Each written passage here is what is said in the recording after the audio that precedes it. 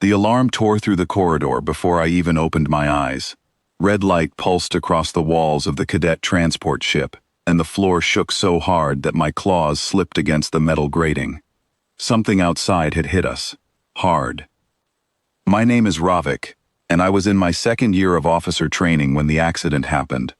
We were on a routine drop exercise near the outer training station, 40 cadets from 6 different worlds. All of us still half asleep when the collision alarm ripped through the ship. A cargo pod had broken loose from its mooring and slammed into the lower deck, right where the supply crew was working.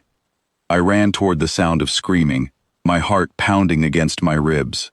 Smoke curled along the ceiling. Sparks fell from a broken conduit. And there, pinned beneath a support beam that had come loose from the ceiling, was Priya, one of the younger cadets from the medical track. Her leg was trapped. She was screaming, and the beam was pressing down harder every second as the deck above it slowly buckled. 4 of us reached her at the same time. Devon from the engineering track, Grace from navigation, Oliver from security, and me. We grabbed the beam and pulled with everything we had. It did not move, not even a little. The beam was built to hold the weight of an entire deck section. It was never meant to be lifted by hand, not even by 4 of us together. Devon shouted for more cadets, and 3 more came running, all pulling, all pushing, all straining, until our muscles burned and our breath came in short, sharp gasps. Still nothing. The beam did not shift a single centimeter. Priya's screams turned into short, panicked sobs. The deck above us groaned, a deep metallic sound that meant the whole section could come down within minutes.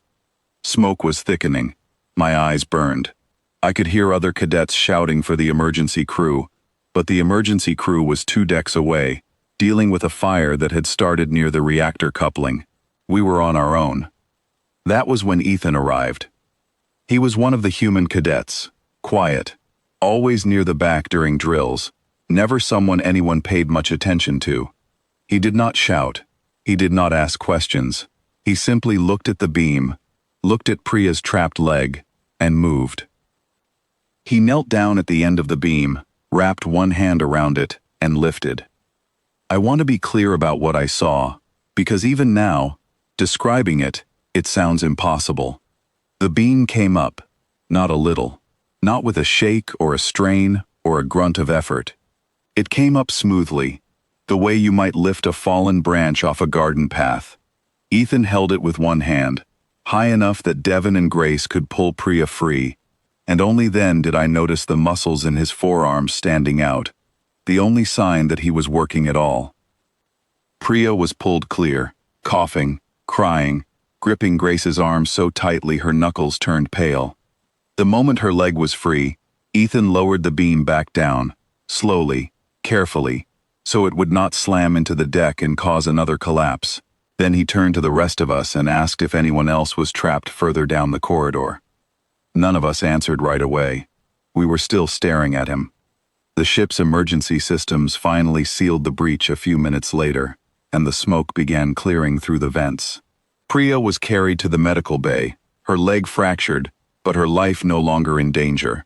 The rest of us stood in the corridor, breathing hard, adrenaline still burning through our bodies, and all anyone could talk about was the beam. Grace was the first to say it out loud. She turned to Ethan, her voice still shaking from the fear of the last few minutes, and asked him how he had done it. 7 of us together could not move that beam. He had lifted it alone, with one hand, like it weighed nothing. Ethan looked almost embarrassed by the question. He rubbed the back of his neck, and said that adrenaline does strange things to a human body. He said that when someone you know is in danger, something happens inside you that is hard to explain, a surge of strength that does not last long, but is very real while it does. He said humans call it an adrenaline rush, and that stories exist on his homeworld of ordinary people lifting vehicles off trapped strangers during emergencies, then being unable to repeat the same lift an hour later once the danger had passed. Devon, still catching his breath, asked if Ethan could do it again, right now, just to see. Ethan smiled, walked over to a smaller support strut nearby, one that had also come loose during the impact, and tried to lift it the same way. It barely moved. He strained, his face reddening, and only shifted it a few centimeters before letting it go and shaking out his arm. That was the proof none of us expected. Whatever had happened in that first terrifying moment was gone now. The strength had come from somewhere deep and instinctive, triggered by the sight of someone in danger, and it had left as quickly as it arrived. Word of what happened spread through the training station within hours. By the time the repair crews finished sealing the damaged section, half the academy had heard some version of the story, and most of those versions were wrong in one way or another. Some cadets said Ethan had lifted the entire ceiling. Others said he had thrown the beam clear across the corridor. I found myself correcting people more than once, telling them the truth was strange enough without exaggeration. The academy's chief instructor, a stern woman named Commander Layla, called Ethan to her office the next day. I was there too, along with Devin and Grace, since we had all witnessed the event and needed to give statements for the incident report. Commander Layla asked Ethan the same question Grace had asked in the corridor. How had he done it? Ethan gave the same answer, calm and simple. He said human bodies carry more raw strength than they normally use.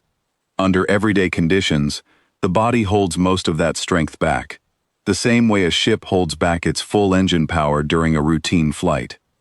But in moments of extreme danger, especially when another person's life is at risk, the body releases limits that are normally locked away. He said scientists on his homeworld still did not fully understand why it happened or how to trigger it on purpose, only that it was real, and that every human carried the potential for it somewhere inside, waiting for the right kind of fear to unlock it. Commander Layla asked if this meant human cadets should be trained differently, given extra strength tests, treated as a separate category during physical evaluations. Ethan shook his head and said that would be a mistake. He said the strength was not something he could control or call on whenever he wanted. It was not a skill. It was closer to a reflex, something that happened to him, rather than something he chose to do. Testing for it under calm conditions would show nothing unusual at all, because the whole point was that it only appeared when someone truly needed help. I remember thinking, as I listened to him explain this, that it sounded almost sad. A power that could not be used on purpose, that only appeared in the worst moments, when someone else's life was already hanging by a thread. It seemed like a strange gift to carry through life, one that could only be unlocked by fear and danger, never by choice. After the meeting, Devin asked Ethan if he had been afraid, standing there lifting a beam that should have crushed him if his grip had slipped for even a second. Ethan admitted that he had been terrified. He said his hands were shaking before he even reached the beam, and that his mind had gone strangely quiet and focused at the same time, the way it sometimes did right before something important happened. He said he barely remembered deciding to lift it. One moment he was looking at Priya's trapped leg, and the next moment the beam was already rising. Priya recovered fully within 2 weeks, her leg healed by the medical bay's treatment systems well before her next class rotation. The first thing she did when she returned to active training was find Ethan in the mess hall and thank him properly, her voice trembling as she described how certain she had been that she would not make it out from under that beam. Ethan told her she did not need to thank him, that anyone would have done the same thing in his place. Priya disagreed, quietly but firmly, and said that 7 of us had tried and failed before he arrived, and that she would remember what he did for the rest of her life. The incident changed something in how our cohort trained together after that.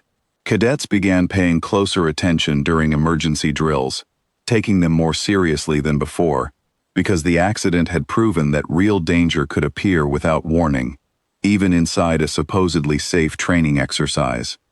Instructors updated the safety protocols for cargo transport across the fleet, adding new locking systems to prevent loose pods from breaking free during flight. As for Ethan, he never sought out attention for what he had done. He returned to his usual place near the back during drills, quiet as always, rarely speaking unless someone asked him something directly. But I noticed that cadets treated him differently after that day. Not with fear, and not exactly with awe, but with a kind of quiet respect that follows people who prove themselves when it matters most. I asked him once, months later, if he ever thought about that day, about the beam and the fire and Priya's screams. He said he thought about it often, though not in the way I expected. He did not dwell on the strength he had shown or the impossible weight he had lifted. Instead, he said he thought about the moment right before, the fear in Priya's eyes, and how close everything had come to going wrong. He said that was the part that stayed with him, more than any of the rest. I have served alongside many different species since that day, and I have heard many stories about human strength, human speed, human stubbornness in the face of danger. Some of those stories are true, some are exaggerated, but I know, because I was there, that when a beam threatened to crush a young cadet on a smoke-filled deck, it was not training or skill or preparation that saved her. It was a quiet human, standing at the back of every drill, who found something inside himself that even he did not fully understand, and used it, once, when it mattered most.